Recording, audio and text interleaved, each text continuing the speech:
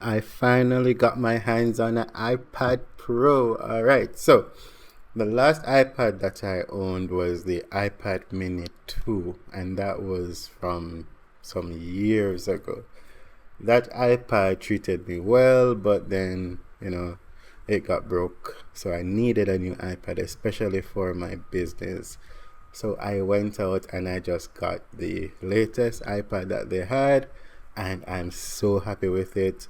This is the iPad Pro 11 inch. I think the 13 inch is a little bit too big for me since I'm going to be carrying this thing around a lot and spending a lot of time on it. I went with the smaller one. Right off the bat, it looks so good. That's my wife unboxing it for me so that I can record. We were on the road and I just had to get this thing out of the box. I went with the black finish and I'm glad it turned out so good.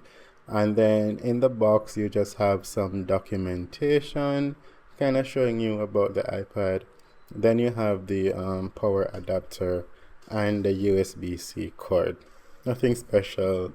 No stickers. I got a sticker in my iPad mini box years ago, but they cut that out now. Since I got this on Black Friday, though, I did get a special sticker. So that was for the discount thing that they had going on. But anyway, so this is the iPad booting up.